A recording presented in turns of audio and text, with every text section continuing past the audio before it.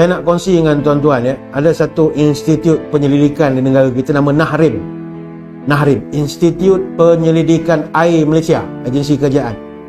Mereka buat kajian dan unjuran, mereka menjangkakan, ni penting ya, kita akan kena kemarau yang sangat melampau. Bermula tahun 2025 sampai 2035. Kemarau yang paling teruk 2025 sampai 2035. Dan di Melaka, tuan-tuan, dijangkakan akan berlaku pengurangan hujan yang begitu teruk dalam julat 0.1% sampai 36.3%. Kalau kemarau panjang ini berlaku, NAHRIM menjangkakan dia memberi kesan yang sangat besar ke atas sumber air mentah, khususnya di negeri Melaka. Para sungai akan mengalami penyusutan, mengurangkan base flow sungai. Dia akan menyebabkan paras empangan ada penyusutan, ganggu sumber bekalan air mentah untuk loji. Dia akan berangkai-rangkai. Dan yang paling digeruni adalah dia menyejaskan pertanian. Dan impak awal yang berlaku adalah krisis bekalan beras. Kerana faktor kawalan import beras khususnya daripada negara peluar beras macam India dan juga Vietnam, semua tak akan ekspor lagi dah. Sebab nak bekalan untuk rakyat dia pun tak cukup. Jadi disebabkan itu, kita akan menghadapi risiko krisis keterjaminan makanan asas seperti beras. Yang mana kita ni semuanya makan nasi semua kita ni. Dan kita sangat bergantung kepada beras sedia ada yang disediakan oleh pihak luar.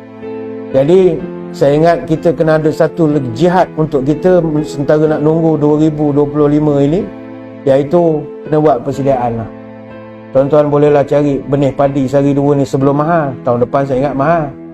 Benih padi ingat senang nak cari, payah nak cari. Malaysia nak cari tak jumpa lah. Pergi pasar tani kalau jumpa tak ada.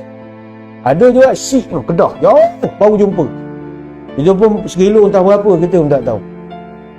Tengok orang Melaka kalau tak kerti tanam padi, berhentilah jadi orang Melaka. Malu jadi orang Melaka tak kerti tanam padi. Orang Melaka terror tanam padi. Tapi kat sawah kita tak ada lah. Kita tanam tepi rumah sajalah, hidroponik ke dalam pasu bunga. Buatlah apa yang patut. Orang dicerik pandai orang pertanian sini. Itulah jihad tuan-tuan sekarang.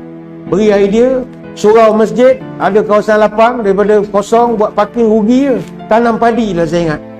Tanam padi. Mungkin tahun 2023 kita gelak secara berjemaah sajalah. Tanam padi. Oh, gelak kau tunggu 2025 esok pun kau tahu. Rugilah kita tak tanam kau tak 2 tahun dah boleh makan lah. Yang buat unjuran ni bukan majalah Mastika ni. Ni bukan orang tepi jalan. NAHRIM, Institut Penyelidikan Air Malaysia. Dia buat jangkaan kita akan kemarau teruk 2025 sampai 2035. Kenapa kemarau teruk berlaku?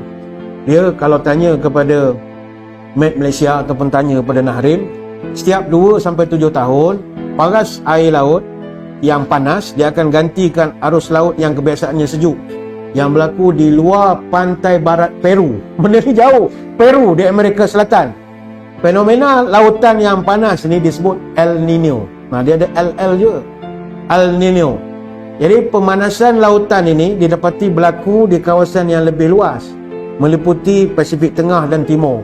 Dan benda ni ada kaitan dengan peristiwa cuaca global yang semakin pelik dan macam-macam sekarang ni.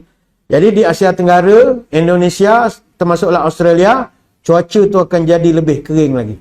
Jadi semasa El Nino ni berlaku, suhu air laut yang lebih panas di tengah dan juga di timur lautan Pasifik, di Pasifik Tengah dan Timur, dia akan memberi kesan kepada kawasan yang biasanya lembap. Jadi dalam bahasa mudahnya, perubahan cuaca global.